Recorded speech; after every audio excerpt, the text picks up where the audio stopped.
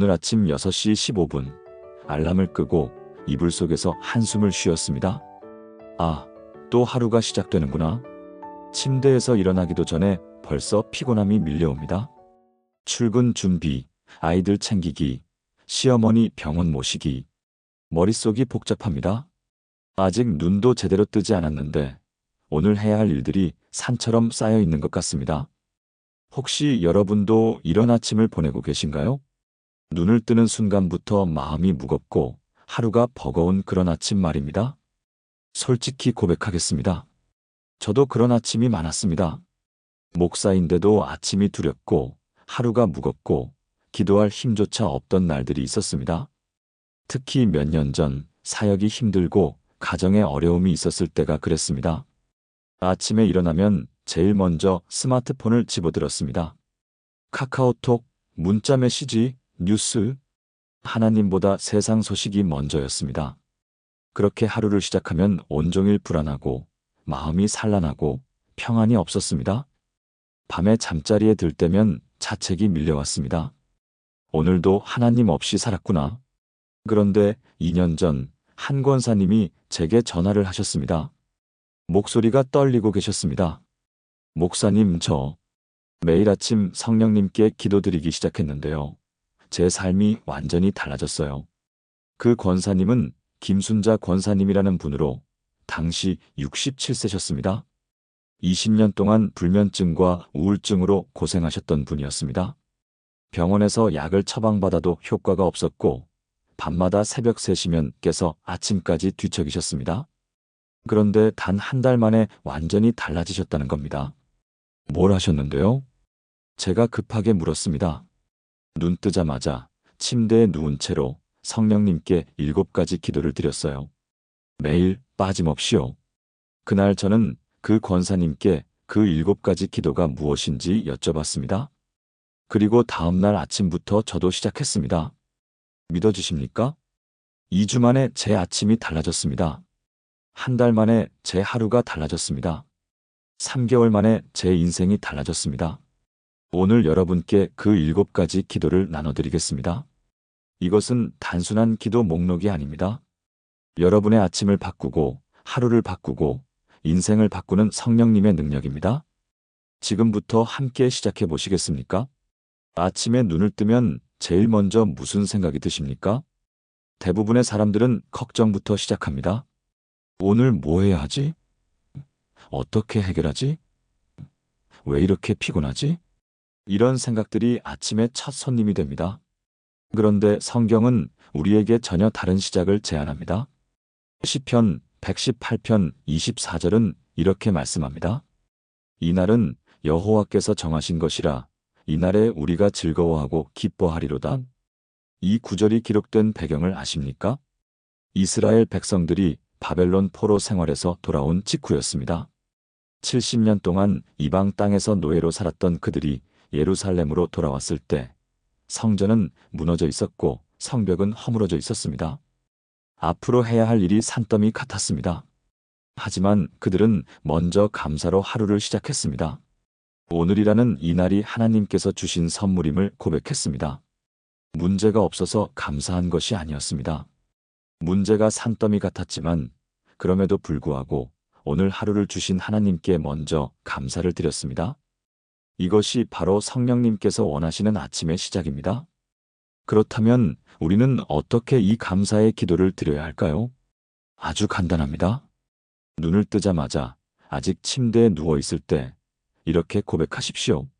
성령님, 오늘 하루를 주셔서 감사합니다. 단 한 문장입니다.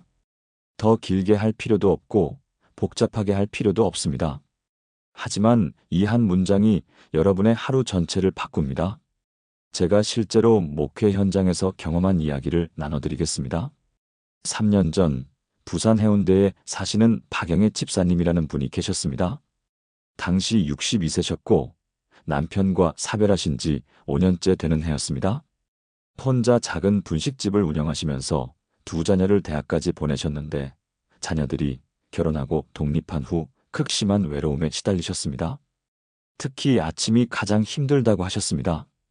눈을 뜨면 텅 빈 집, 아무도 깨워줄 사람도 없고 밥 차려줄 사람도 없는 그 정적이 너무 고통스럽다고 하셨습니다. 어느 날 박 집사님께서 제게 전화하셨습니다. 목사님, 아침에 일어나는 게 너무 무서워요. 눈 뜨기가 싫어요. 목소리가 떨리고 계셨습니다. 저는 그분께 딱 한 가지만 권면했습니다.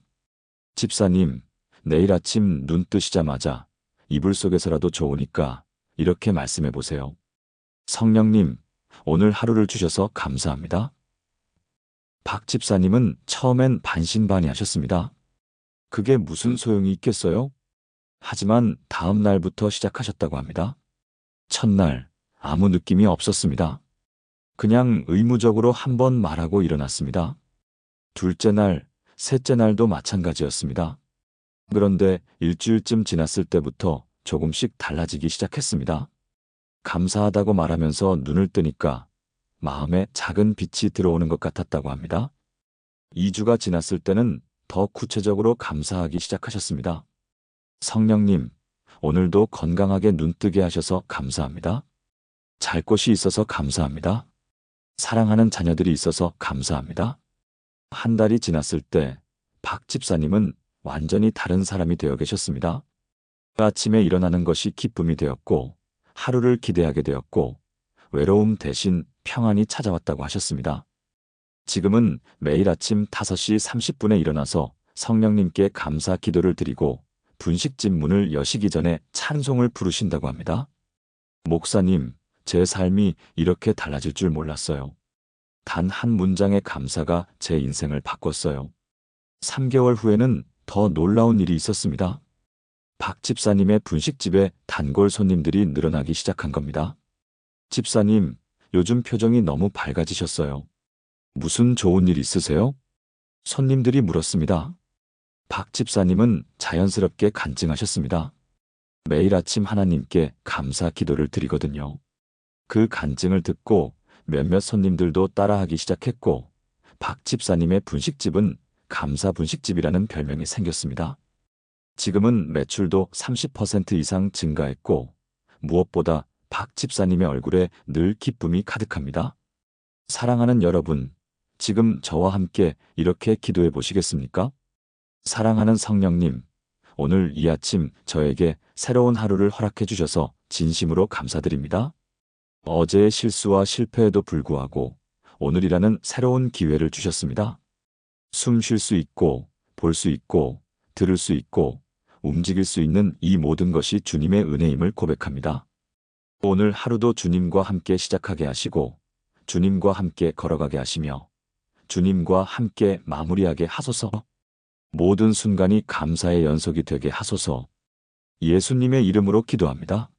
아멘. 이 기도를 매일 아침 드려보십시오. 여러분의 아침이 달라질 것입니다. 감사로 하루를 시작했다면 이제 가장 중요한 기도를 드릴 차례입니다. 많은 사람들이 하루를 혼자 힘으로 살아갑니다. 아침에 일어나서 밤에 잠들 때까지 자기 힘으로 해결하려고 했습니다. 그러다가 저녁이 되면 완전히 지쳐서 쓰러집니다. 나 혼자서는 안 되겠구나. 그런데 성경은 우리에게 놀라운 약속을 주십니다. 요한복음 14장 16절에서 17절 말씀입니다. 내가 아버지께 구하겠으니 그가 또 다른 보혜사를 너희에게 주사 영원토록 너희와 함께 있게 하리니 그는 진리의 영이라. 예수님께서 이 말씀을 하신 때는 십자가에 달리시기 바로 전날 밤이었습니다. 제자들은 불안했습니다. 예수님이 우리를 떠나시면 어떻게 하지? 우리 힘으로 어떻게 살지? 그때 예수님께서 이 약속을 주셨습니다. 내가 육신으로는 떠나지만 성령님을 보내겠다. 그분이 영원토록 너희와 함께 계실 것이다. 보혜사라는 단어의 원래 뜻을 아십니까? 헬라어로 파라클레토스인데 곁에 와서 도와주시는 분이라는 뜻입니다. 즉, 성령님은 우리 곁에 계시면서 우리를 도와주시는 분이십니다. 혼자가 아니라는 겁니다. 그렇다면 우리는 매일 아침 이 약속을 어떻게 적용해야 할까요? 눈을 뜨자마자 성령님께 이렇게 간구하는 것입니다. 성령님, 오늘 하루 저와 함께 해주소서. 이 기도는 우리가 혼자가 아님을 선포하는 기도입니다. 오늘 하루 일어날 모든 일에 성령님이 함께 하신다는 확신의 기도입니다. 실제로 이 기도의 능력을 경험한 분의 이야기를 나눠드리겠습니다. 서울 강남에 사시는 이미경 권사님이라는 분이 계십니다.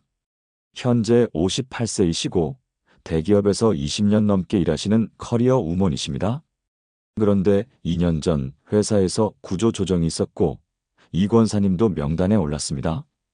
55세 이상 직원들을 대상으로 한 명의 퇴직이었습니다. 이 권사님은 엄청난 스트레스에 시달리셨습니다. 밤에 잠을 못 자시고 아침에 일어나면 출근하기가 두려웠습니다. 오늘도 상사의 눈치를 봐야 하고 동료들의 냉대를 견뎌야 하는구나. 매일 아침이 전쟁터로 가는 것 같았다고 합니다. 그러던 어느 날 새벽 기도회에서 이 말씀을 들으셨습니다. 성령님께 매일 아침 함께 해달라고 기도하라. 처음엔 별 기대가 없었습니다. 그래봤자 회사 상황이 바뀌겠어? 하지만 다음날 아침부터 시작하셨습니다. 성령님, 오늘 하루 저와 함께 해주소서. 회사에서도 지하철에서도 점심시간에도 회의 시간에도 저와 함께 계셔주소서. 첫 주에는 큰 변화가 없었습니다. 그런데 2주째 되던 날 놀라운 일이 일어났습니다. 아침에 출근하는데 마음이 평안했다는 겁니다. 성령님이 나와 함께 계시는데 뭐가 두렵겠어? 회사에 도착해서 상사를 만났는데 전처럼 위축되지 않았습니다. 동료들의 냉대도 예전처럼 마음에 상처가 되지 않았습니다. 한 달이 지났을 때는 더 놀라운 변화가 있었습니다. 구조조정 대상이었던 이 권사님께 새로운 프로젝트 책임자 제안이 들어왔습니다. 상사가 직접 찾아와서 말했습니다. 이 권사님, 요즘 뭔가 달라 보입니다. 예전보다 훨씬 안정적이고 신뢰가 갑니다. 이 프로젝트를 맡아주시겠습니까? 결국 이 권사님은 명예퇴직을 피하셨을 뿐 아니라 승진까지 하셨습니다. 지금도 매일 아침 이 기도를 빠짐없이 드린다고 합니다. 성령님이 함께 하시니까 두려울 게 없어요. 어떤 회의든 어떤 사람을 만나든 성령님이 나와 함께 계시다는 확신이 있으니까 담대해졌어요. 그로부터 1년 후 더 놀라운 간증이 있었습니다. 이 권사님이 맡으신 프로젝트가 대성공을 거두었고 회사 전체 우수사원으로 선정되셨습니다. 시상식에서 소감을 말씀하실 때 이 권사님은 이렇게 고백하셨습니다. 저는 매일 아침 하나님께 기도합니다. 오늘 하루도 함께 해달라고요. 그 기도가 저를 여기까지 이끌었습니다. 회사 동료들은 놀라워했지만 이 권사님은 확신에 차 있었습니다. 성령님께서 함께 하시면 불가능이 없다는 것을요. 사랑하는 여러분, 지금 저와 함께 이렇게 기도해 보시겠습니까? 사랑하는 성령님, 오늘 하루도 저와 함께 해주시옵소서. 아침에 일어날 때부터 밤에 잠들 때까지 매 순간 제 곁에 계셔 주소서. 출근길에도 일터에서도 집에서도 어디를 가든지 저와 동행하여 주소서. 제가 혼자가 아님을 믿습니다. 전능하신 성령님께서 저와 함께 계시기 때문입니다. 어떤 어려움도 어떤 시련도 주님과 함께라면 이겨낼 수 있습니다. 오늘 하루 주님의 임재 안에서 살게 하소서. 예수님의 이름으로 기도합니다. 아멘. 이 기도를 매일 아침 드려보십시오. 여러분은 결코 혼자가 아닙니다. 아침에 일어나면 우리 앞에는 예측할 수 없는 하루가 펼쳐집니다. 어떤 일이 일어날지, 누구를 만날지, 무슨 사고가 날지 아무도 모릅니다. 그래서 많은 사람들이 불안 속에서 하루를 시작합니다. 오늘 무슨 일이 생기면 어떡하지? 그런데 성경은 우리에게 놀라운 보호의 약속을 주십니다. 시편 121편 7절에서 8절 말씀입니다. 여호와께서 너를 지켜 모든 환난을 면하게 하시며 또 내 영혼을 지키시리로다. 여호와께서 너의 출입을 지금부터 영혼까지 지키시리로다. 이 시편은 성전에 올라가는 노래 중 하나입니다. 이스라엘 백성들이 예루살렘 성전으로 순례를 떠날 때 부르던 노래였습니다. 당시 예루살렘까지 가는 길은 매우 위험했습니다. 강도들이 도사리고 있었고 맹수들이 출몰했으며 날씨도 변덕스러웠습니다. 하지만 그들은 두려워하지 않았습니다. 왜냐하면 하나님께서 그들의 출입을 지키신다고 믿었기 때문입니다. 출입을 지키신다는 것은 무슨 뜻일까요? 나갈 때도 들어올 때도 모든 순간을 보호하신다는 뜻입니다. 아침에 집을 나설 때부터 저녁에 집으로 돌아올 때까지 하나님의 보호하심이 함께 한다는 약속입니다. 그렇다면 우리는 이 약속을 어떻게 매일 아침 적용해야 할까요? 눈을 뜨자마자 성령님께 이렇게 기도하는 것입니다. 성령님, 오늘 하루 저를 지켜주소서. 이 기도는 하나님의 보호하심을 선포하는 기도입니다. 오늘 하루 일어날 모든 위험으로부터 하나님께서 지켜주실 것을 믿는 믿음의 기도입니다. 실제로 이 기도의 능력을 경험한 분의 이야기를 나눠드리겠습니다. 인천에 사시는 최성민 집사님이라는 분이 계십니다. 현재 53세이시고 택시 기사로 일하고 계십니다. 20년 넘게 택시를 운전하시면서 크고 작은 사고를 여러 번 겪으셨습니다. 특히 3년 전 큰 교통사고를 당하셔서 병원에 3개월 입원하셨던 적이 있습니다. 그 이후로 최 집사님은 운전하는 것이 두려워지셨습니다. 아침에 택시에 시동을 걸 때마다 손이 떨렸습니다. 오늘도 무사히 집에 돌아올 수 있을까? 불안과 공포가 최 집사님을 짓눌렀습니다. 그러던 어느 날 새벽 기도회에서 시편 121편 말씀을 들으셨습니다. 여호와께서 너의 출입을 지금부터 영원까지 지키시리로다. 그 순간 최 집사님의 마음에 확신이 생겼습니다. 그래, 하나님께서 나를 지키실 거야. 다음 날 아침부터 최 집사님은 새로운 습관을 시작하셨습니다. 눈을 뜨자마자 침대에서 일어나기 전에 이렇게 기도하셨습니다. 성령님, 오늘 하루 저를 지켜주소서. 아침에 집을 나갈 때부터 저녁에 돌아올 때까지 운전하는 내내 저를 보호해 주소서. 그리고 택시에 시동을 걸기 전에도 짧게 기도하셨습니다. 주님, 오늘도 안전하게 지켜주소서. 첫 주에는 여전히 불안했습니다. 하지만 기도를 할 때마다 마음에 작은 평안이 찾아왔습니다. 2주가 지나자 놀라운 변화가 있었습니다. 운전할 때 긴장이 풀리고 마음이 편안해졌습니다. 한 달이 지났을 때는 완전히 달라지셨습니다. 예전처럼 두려워하지 않게 되었고 오히려 운전하는 것이 기쁨이 되었습니다. 그런데 정말 놀라운 일은 그 이후에 일어났습니다. 3개월 동안 단 한 번의 사고도 없었습니다. 작은 접촉 사고조차 없었습니다. 6개월, 1년, 2년.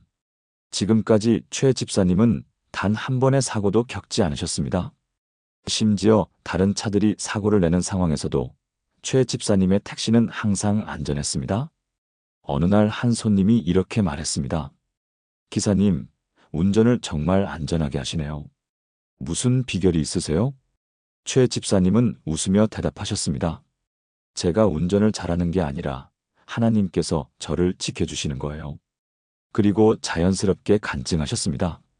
매일 아침 하나님께 보호를 구하는 기도를 드린다고요. 그 손님은 감동을 받아서 최 집사님의 택시만 타기 시작했고 나중에는 교회까지 나오게 되었습니다. 지금 최 집사님의 택시에는 작은 스티커가 붙어 있습니다. 하나님이 보호하시는 택시. 많은 손님들이 그 스티커를 보고 안심하며 탑승한다고 합니다. 최 집사님은 말씀하십니다. 매일 아침 보호를 구하는 기도를 드린 이후로 제 인생이 완전히 달라졌어요. 두려움 대신 평안이, 불안 대신 확신이 찾아왔어요. 사랑하는 여러분, 지금 저와 함께 이렇게 기도해 보시겠습니까? 전능하신 성령님, 오늘 하루도 저를 지켜주시옵소서. 집을 나설 때부터 돌아올 때까지 매 순간 저를 보호하여 주소서. 교통사고로부터, 질병으로부터, 위험으로부터, 악한 것으로부터 저를 지켜주소서. 제 영혼을 지키시고 제 몸을 지키시며 제 가족을 지켜주소서. 주님의 보호하심을 믿습니다. 주님께서 저의 출입을 지금부터 영원까지 지키실 것을 확신합니다. 예수님의 이름으로 기도합니다.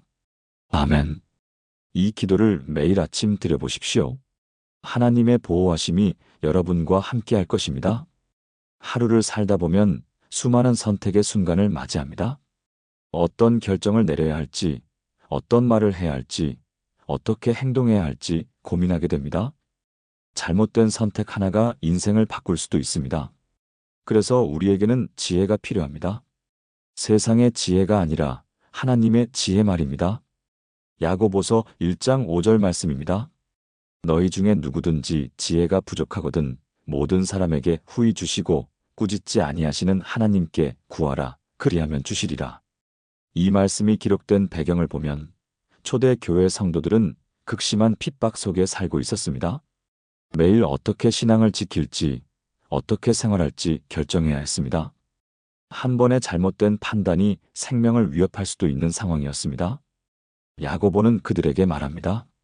지혜가 부족하면 하나님께 구하라. 그러면 주실 것이다. 후히 주신다는 것은 넉넉하게, 아낌없이 주신다는 뜻입니다.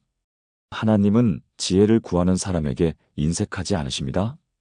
꾸짖지 아니하신다는 것은 무엇을 의미할까요? 우리가 어리석어서 지혜를 구할 때 하나님은 우리를 비난하지 않으신다는 뜻입니다. 오히려 기쁘게 지혜를 주신다는 약속입니다. 그렇다면 우리는 이 지혜를 어떻게 매일 아침 구해야 할까요? 눈을 뜨자마자 성령님께 이렇게 기도하는 것입니다. 성령님, 오늘 하루 지혜를 주소서. 이 기도는 오늘 하루 내릴 모든 결정에 하나님의 지혜를 구하는 기도입니다. 내 생각이 아니라 하나님의 뜻을 분별하게 해달라는 간구입니다. 실제로 이 기도의 능력을 경험한 분의 이야기를 나눠드리겠습니다. 대전에 사시는 정미숙 권사님이라는 분이 계십니다. 현재 61세이시고 중학교 교사로 30년 넘게 일하고 계십니다. 5년 전 정 권사님은 인생에서 가장 큰 고민에 빠지셨습니다. 명예퇴직을 해야 할지 정년까지 일해야 할지 결정해야 했던 겁니다.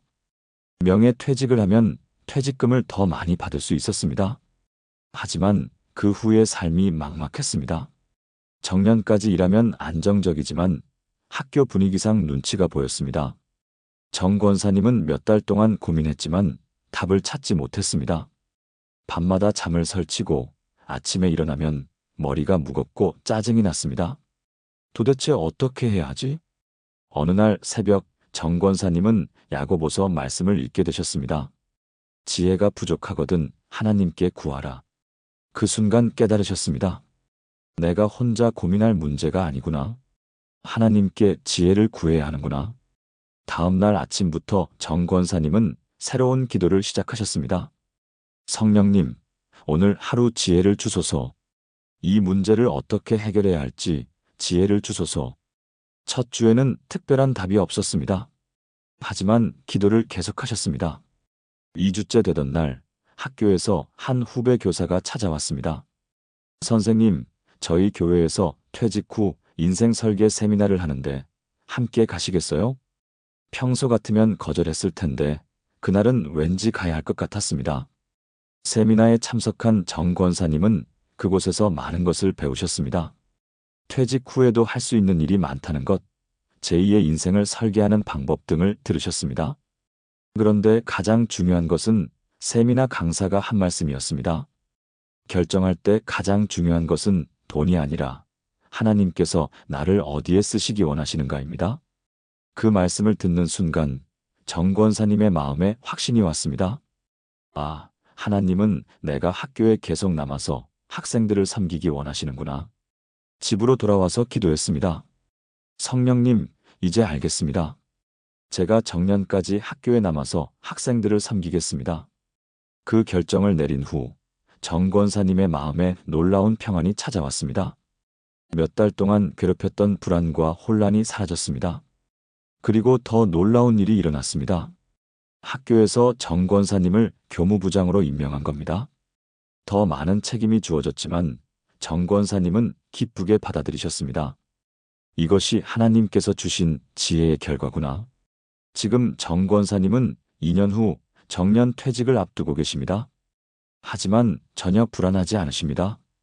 매일 아침 하나님께 지혜를 구하고 하루하루 하나님의 인도하심을 따라 살고 계시기 때문입니다. 매일 아침 지혜를 구하는 기도를 드린 이후로 큰 결정뿐 아니라 작은 일상의 선택에서도 하나님의 인도하심을 경험하고 있어요.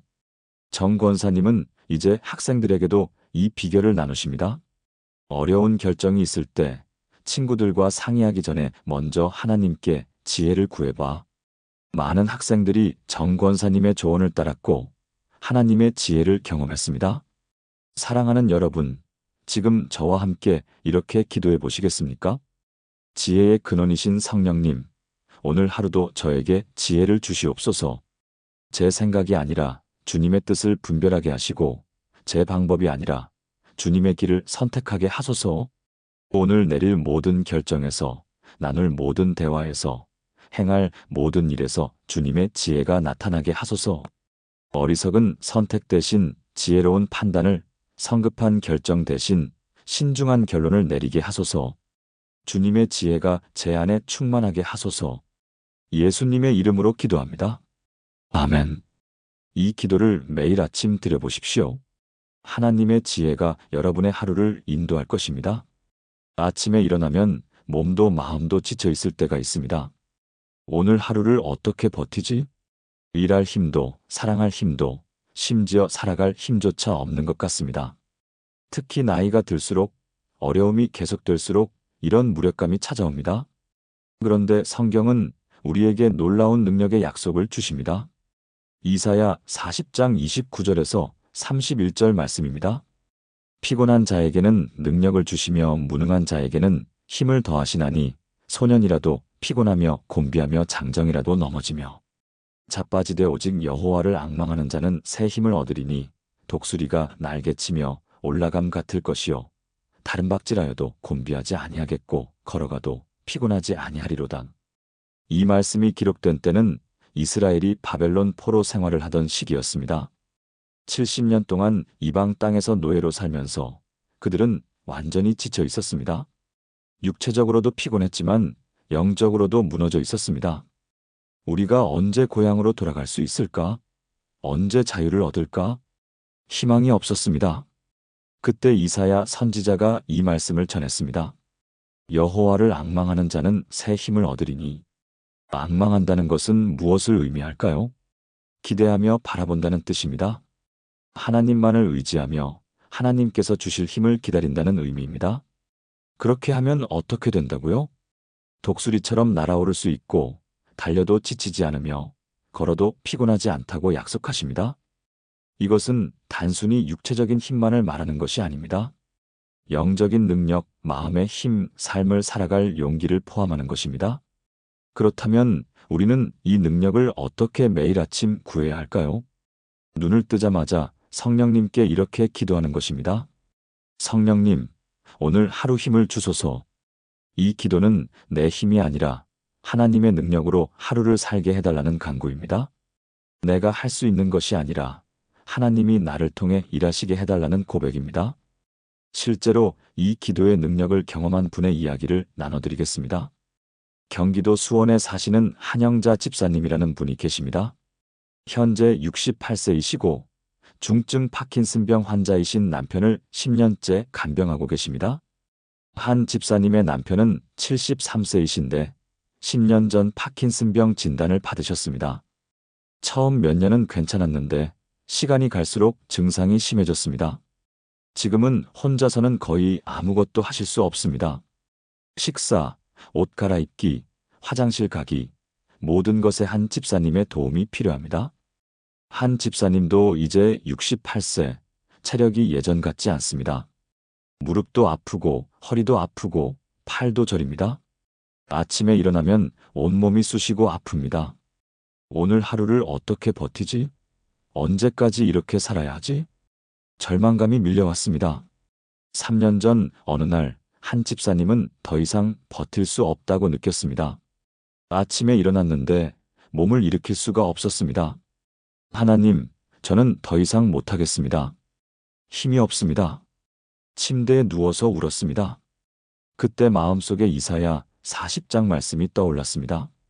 피곤한 자에게는 능력을 주시며 한 집사님은 그 말씀을 붙잡고 기도했습니다. 하나님, 저는 정말 피곤합니다. 능력이 없습니다. 하지만 주님을 의지합니다. 저에게 힘을 주소서. 그날부터 한 집사님은 매일 아침 이 기도를 드리기 시작하셨습니다. 눈을 뜨자마자 몸을 일으키기 전에 먼저 기도했습니다. 성령님, 오늘 하루 힘을 주소서. 남편을 돌볼 수 있는 능력을 주소서. 첫 주에는 여전히 힘들었습니다.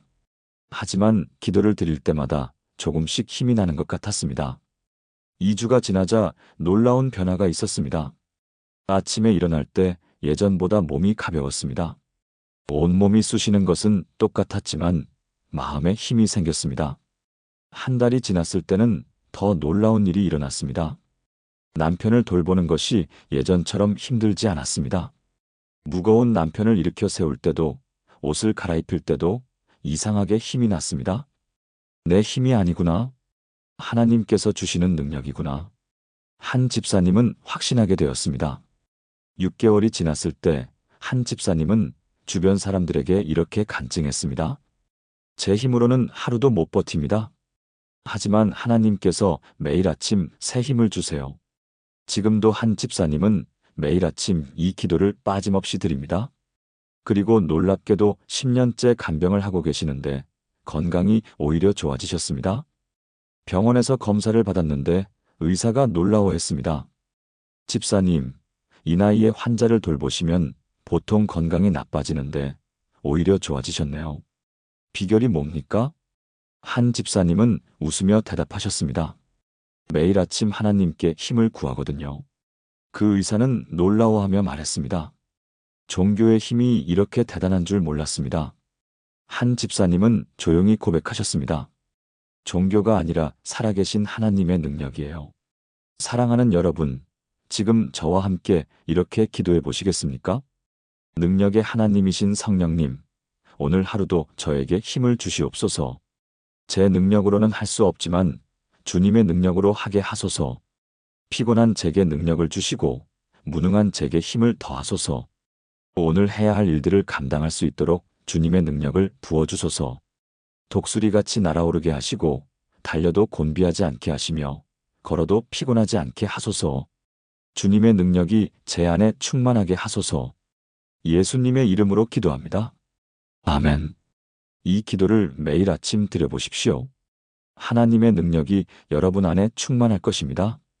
하루를 살다 보면 사랑하기 어려운 사람들을 만납니다. 나를 힘들게 하는 사람, 상처를 주는 사람, 이해할 수 없는 사람들 말입니다. 내 힘으로는 그들을 사랑할 수 없습니다. 오히려 미워하고 피하고 원망하게 됩니다. 그런데 성경은 우리에게 사랑의 명령을 주십니다. 요한일서 4장 7절에서 8절 말씀입니다. 사랑하는 자들아, 우리가 서로 사랑하자. 사랑은 하나님께 속한 것이니 사랑하는 자마다 하나님으로부터 나서 하나님을 알고 사랑하지 아니하는 자는 하나님을 알지 못하나니 이는 하나님은 사랑이심이라. 요한이 이 편지를 쓸 때 초대교회는 극심한 분열과 갈등 속에 있었습니다. 성도들 간에 미움과 다툼이 있었고 서로를 정죄하고 비난했습니다. 요한은 그들에게 말합니다. 우리가 서로 사랑하자. 왜냐하면 사랑은 하나님께 속한 것이기 때문이다. 하나님께 속한 것이라는 말은 무슨 뜻일까요? 사랑은 인간의 노력으로 만들어지는 것이 아니라 하나님으로부터 오는 선물이라는 뜻입니다. 우리가 사랑할 수 있는 것은 우리 안에 하나님이 계시기 때문입니다. 하나님은 사랑이시다라는 고백은 무엇을 의미할까요? 하나님의 본질이 사랑이라는 것입니다. 그러므로 우리가 하나님과 연결되어 있으면 하나님의 사랑이 우리를 통해 흘러나온다는 의미입니다. 그렇다면 우리는 이 사랑을 어떻게 매일 아침 구해야 할까요? 눈을 뜨자마자 성령님께 이렇게 기도하는 것입니다. 성령님, 오늘 하루 사랑할 수 있게 하소서. 이 기도는 내 힘으로 사랑하려는 것이 아니라 하나님의 사랑으로 사랑하게 해달라는 간구입니다. 오늘 만날 모든 사람에게 하나님의 사랑을 전하게 해달라는 고백입니다. 실제로 이 기도의 능력을 경험한 분의 이야기를 나눠드리겠습니다. 울산에 사시는 김미라 권사님이라는 분이 계십니다. 현재 64세이시고 5년 전 남편의 외도로 이혼 위기를 겪으셨습니다. 결혼 35년 만에 일어난 일이었습니다. 김 권사님은 완전히 무너지셨습니다. 분노, 배신감, 절망, 온갖 감정이 밀려왔습니다. 특히 남편에 대한 미움이 너무 컸습니다. 어떻게 나한테 이럴 수가 있지? 절대 용서할 수 없어. 밤마다 울고 아침에 일어나면 남편을 보기가 싫었습니다. 한 집에 살지만 말도 하지 않았고 눈도 마주치지 않았습니다. 자녀들이 걱정했습니다. 엄마, 이혼하실 거예요? 아니면 용서하실 거예요? 김 권사님은 대답할 수 없었습니다. 용서하고 싶지만 마음이 돌아서지 않았고, 이혼하자니 35년의 세월이 아까웠습니다. 그러던 어느 날 새벽 기도회에서 요한일서 말씀을 들으셨습니다. 사랑하지 아니하는 자는 하나님을 알지 못하나니. 김 권사님은 충격을 받으셨습니다. 내가 남편을 사랑하지 못하면 나는 하나님을 모르는 사람이 되는 건가? 그날 밤 김 권사님은 오랫동안 기도하셨습니다. 하나님, 저는 남편을 사랑할 수 없습니다. 제 힘으로는 불가능합니다. 하지만 하나님의 사랑으로라면 가능할지도 모릅니다. 저에게 사랑을 주소서. 다음 날 아침부터 김 권사님은 새로운 기도를 시작하셨습니다. 눈을 뜨자마자 침대에 누워서 기도했습니다. 성령님, 오늘 하루 사랑할 수 있게 하소서. 특히 남편을 사랑할 수 있게 하소서. 처음에는 입으로만 하는 기도 같았습니다. 마음은 여전히 미움으로 가득했습니다. 하지만 계속 기도했습니다. 일주일, 2주일, 한 달. 그러던 어느 날 작은 변화가 시작되었습니다. 아침에 일어나서 남편을 봤는데 예전처럼 미움이 치밀지 않았습니다. 그래도 35년을 함께 살았는데 연민 같은 감정이 생겼습니다. 2개월째 되던 날 더 놀라운 일이 일어났습니다. 남편이 감기에 걸려서 열이 나고 기침을 했습니다. 평소 같으면 모른 척 했을 텐데 그날은 약을 사다 주고 죽을 끓여 주었습니다. 남편은 눈물을 흘렸습니다. 미안합니다. 정말 미안합니다. 김 권사님도 눈물이 났습니다. 아, 이게 하나님의 사랑이구나. 내 힘이 아니라 하나님의 사랑이 나를 통해 흐르는구나. 6개월이 지났을 때 김 권사님은 남편을 완전히 용서하셨습니다. 그리고 함께 부부 상담을 받기 시작했습니다. 1년 후 그들의 결혼은 완전히 회복되었습니다. 오히려 예전보다 더 깊은 사랑으로 하나가 되었습니다. 지금 김 권사님 부부는 교회에서 결혼 위기 부부들을 상담하는 사역을 하고 계십니다. 우리도 이혼 직전까지 갔었어요. 하지만 하나님의 사랑이 우리를 회복시키셨어요. 많은 부부들이 김 권사님의 간증을 듣고 희망을 얻습니다. 김 권사님은 말씀하십니다. 매일 아침 사랑을 구하는 기도를 드리세요. 불가능해 보이는 사람도 사랑할 수 있게 됩니다. 사랑하는 여러분, 지금 저와 함께 이렇게 기도해 보시겠습니까? 사랑이신 성령님, 오늘 하루도 저를 통해 주님의 사랑이 흘러가게 하소서. 제 힘으로는 사랑할 수 없는 사람들을 주님의 사랑으로 사랑하게 하소서. 상처를 준 사람도, 이해할 수 없는 사람도, 미워했던 사람도 사랑할 수 있게 하소서. 제 마음에 하나님의 사랑을 부어주시고 그 사랑이 넘쳐서 다른 사람에게 흘러가게 하소서. 오늘 만나는 모든 사람에게 주님의 사랑을 전하는 통로가 되게 하소서. 예수님의 이름으로 기도합니다. 아멘. 이 기도를 매일 아침 드려보십시오. 하나님의 사랑이 여러분을 통해 세상에 흘러갈 것입니다. 지금까지 6가지 기도를 나눴습니다. 감사, 임재, 보호, 지혜, 능력, 사랑. 모두 중요한 기도들입니다. 그런데 이 모든 것의 근원은 무엇일까요? 바로 성령 충만입니다. 성령님으로 충만하면 이 모든 것이 자연스럽게 따라옵니다. 에베소서 5장 18절 말씀입니다. 술 취하지 말라 이는 방탕한 것이니 오직 성령으로 충만함을 받으라. 바울이 에베소 교회에 이 편지를 쓸 때 에베소는 술과 향락으로 가득한 도시였습니다.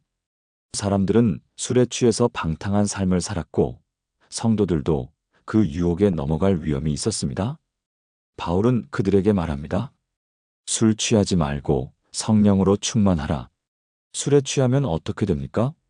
일시적으로 기분이 좋아지고 현실을 잊을 수 있습니다.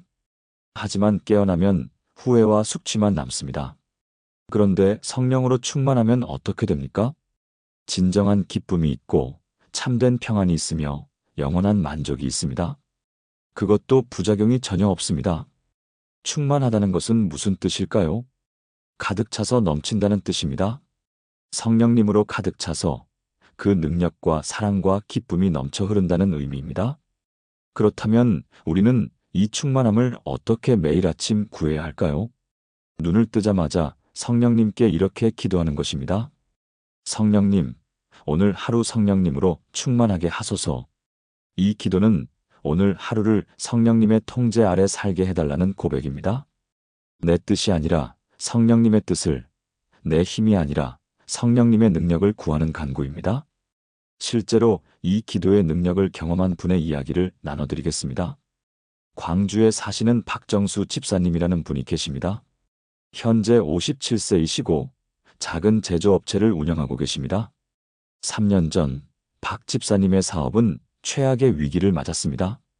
주요 거래처가 파산하면서 10억 원의 외상값을 받지 못하게 된 겁니다. 회사는 부도 직전까지 갔고 직원들 월급도 제때 주지 못했습니다. 박 집사님은 극심한 스트레스에 시달리셨습니다. 밤에는 잠을 못 자고 아침에는 일어나기가 두려웠습니다. 오늘은 또 무슨 악재가 터질까? 불안과 공포가 박 집사님을 짓눌렀습니다. 그러던 어느 날 새벽 기도회에서 에베소서 말씀을 들으셨습니다. 오직 성령으로 충만함을 받으라. 그 순간 박 집사님은 깨달으셨습니다. 내가 지금 문제로 가득 차 있구나. 걱정으로 충만하고 불안으로 충만하고 두려움으로 충만하구나. 그게 아니라 성령님으로 충만해야 하는데. 다음 날 아침부터 박 집사님은 새로운 기도를 시작하셨습니다. 알람이 울리면 제일 먼저 이렇게 기도했습니다. 성령님, 오늘 하루 성령님으로 충만하게 하소서. 걱정 대신 평안을, 불안 대신 확신을, 두려움 대신 담대함을 주소서. 처음 며칠은 별 변화가 없었습니다. 하지만 일주일쯤 지나자 조금씩 달라지기 시작했습니다. 아침에 일어날 때 마음이 조금 가벼워졌습니다. 회사에 출근해서도 예전처럼 짜증이 나지 않았습니다. 한 달이 지났을 때는 놀라운 변화가 있었습니다. 같은 문제 상황인데 박 집사님의 반응이 완전히 달라졌습니다. 직원이 실수를 해도 화내지 않고 차분하게 대처했습니다. 거래처에서 연락이 오지 않아도 불안해하지 않고 기다렸습니다. 이게 성령 충만인가? 박 집사님은 경험하게 되었습니다. 그런데 더 놀라운 일은 그 이후에 일어났습니다. 3개월째 되던 날, 갑자기 새로운 거래처에서 연락이 왔습니다. 대기업 협력업체로 선정되었다는 소식이었습니다. 계약금만 5억 원이었습니다. 박 집사님은 눈물을 흘렸습니다. 하나님, 제가 성령 충만을 구했더니 사업도 살려주시는군요. 6개월 후 회사는 완전히 회복되었습니다. 잃었던 10억 원은 회복하지 못했지만 새로운 거래처에서 더 큰 수익이 들어왔습니다. 무엇보다 박 집사님의 마음이 완전히 달라졌습니다. 예전에는 돈과 사업이 전부였는데 이제는 하나님과의 관계가 최우선이 되었습니다. 지금도 박 집사님은 매일 아침 이 기도를 빠짐없이 드립니다. 성령님, 오늘 하루 성령님으로 충만하게 하소서. 그리고 직원들에게도 이 기도를 가르쳐 주십니다. 아침에 출근하기 전에 이 기도를 드려보세요. 여러분의 하루가 달라질 겁니다. 많은 직원들이 그 기도를 따라했고 회사 분위기가 완전히 달라졌습니다. 다툼 대신 화목이, 불평 대신 감사가, 걱정 대신 평안이 찾아왔습니다. 거래처에서도 말합니다. 박 사장님 회사는 뭔가 다르네요. 일하는 분위기가 너무 좋아요. 박 집사님은 웃으며 대답하십니다. 저희는 매일 아침 하나님께 성령 충만을 구하거든요. 사랑하는 여러분, 지금 저와 함께 이렇게 기도해 보시겠습니까? 거룩하신 성령님, 오늘 하루도 저를 성령님으로 충만하게 하소서. 제 마음을, 제 생각을, 제 말을, 제 행동을 성령님께서 온전히 주관하여 주소서. 걱정으로 가득한 마음 대신 평안으로 충만하게 하시고 두려움으로 가득한 생각 대신 확신으로 충만하게 하소서. 오늘 하루 성령님의 열매인 사랑, 희락, 화평, 오래 참음, 자비, 양선, 충성, 온유, 절제가 제 안에 가득하게 하소서. 성령님께서 원하시는 대로 살게 하소서. 예수님의 이름으로 기도합니다. 아멘. 이 기도를 매일 아침 드려보십시오. 성령님의 충만함이 여러분의 삶을 가득 채울 것입니다. 지금까지 나눈 7가지 말씀을 하나의 기도로 드리겠습니다. 함께 기도하시겠습니까? 사랑하는 하나님 아버지, 오늘 이 시간 주신 7가지 놀라운 기도를 감사드립니다. 첫째, 오늘 하루를 주심에 감사하는 기도를 가르쳐 주셔서 감사합니다. 아침에 눈 뜨는 것부터 감사로 시작하게 하심을 찬양합니다. 둘째, 오늘 하루 저와 함께 해주시겠다는 약속을 감사합니다. 혼자가 아니라 성령님께서 곁에 계신다는 확신을 주셔서 감사합니다. 셋째, 오늘 하루 저를 지켜주시겠다는 보호의 약속을 감사합니다. 모든 위험과 환난으로부터 저를 지켜주실 것을 믿습니다. 넷째, 오늘 하루 지혜를 주시겠다는 약속을 감사합니다. 제 생각이 아니라 하나님의 뜻을 따라 살게 하소서. 다섯째, 오늘 하루 힘을 주시겠다는 약속을 감사합니다. 피곤한 제게 능력을 주시고 무능한 제게 힘을 더하소서. 여섯째, 오늘 하루 사랑할 수 있게 하시겠다는 약속을 감사합니다. 제 힘으로는 불가능하지만 하나님의 사랑으로 모든 사람을 사랑하게 하소서. 일곱째, 오늘 하루 성령님으로 충만하게 하시겠다는 약속을 감사합니다. 성령님께서 저를 가득 채우시고 주관하시며 인도하소서. 이 7가지 기도가 제 삶의 습관이 되게 하시고 매일 아침 빠짐없이 드리게 하소서. 그래서 저의 아침이 달라지고 하루가 달라지며 인생이 달라지게 하소서. 오늘부터 저와 제 가족이 매일 아침 이 7가지 기도로 하루를 시작하게 하소서. 이 기도가 우리 집의 축복이 되게 하시고 우리 삶의 능력이 되게 하소서. 걱정 대신 감사를, 불안 대신 평안을, 두려움 대신 확신을, 절망 대신 희망을 주소서. 매일 아침 성령님을 만나고 성령님과 동행하며 성령님의 인도하심을 따라 살게 하소서. 이 모든 것이 주님의 약속이심을 믿고 신뢰하며 의지합니다. 살아계신 예수 그리스도의 이름으로 기도합니다. 아멘. 사랑하는 성도 여러분, 오늘 우리가 함께 나눈 7가지 기도를 기억하십니까? 첫째, 감사의 기도. 오늘 하루를 주심에 감사합니다.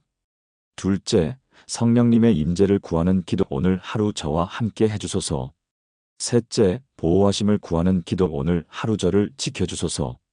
넷째, 지혜를 구하는 기도. 오늘 하루 지혜를 주소서. 다섯째, 능력을 구하는 기도. 오늘 하루 힘을 주소서. 여섯째, 사랑을 구하는 기도.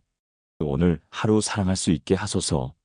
일곱째, 충만함을 구하는 기도. 오늘 하루 성령님으로 충만하게 하소서. 이 7가지 기도는 단순히 외우고 암송하라고 드린 말씀이 아닙니다. 내일 아침부터 실제로 실천하시라고 나눈 것입니다. 알람이 울리고 눈을 뜨는 그 순간 침대에서 일어나기 전에 이 7가지 기도를 드려보십시오. 처음에는 어색할 수 있습니다. 별 느낌이 없을 수도 있습니다. 하지만 포기하지 마시고 계속하십시오. 일주일, 2주일, 한 달. 계속하다 보면 여러분의 아침이 달라지는 것을 경험하실 겁니다. 오늘 소개해드린 분들처럼 여러분도 놀라운 변화를 경험하실 것입니다. 이 영상이 도움이 되셨다면 좋아요 버튼을 눌러주시고 구독과 알림 설정도 부탁드립니다. 그리고 댓글로 여러분의 다짐을 나눠주세요. 저도 내일 아침부터 이 7가지 기도를 드리겠습니다. 여러분의 다짐 하나하나가 큰 힘이 됩니다. 또한 이 영상을 주변에 힘들어하는 분들에게 공유해주세요. 아침이 힘든 분들, 하루가 버거운 분들, 삶이 무거운 분들에게 이 7가지 기도가 큰 위로와 힘이 될 것입니다.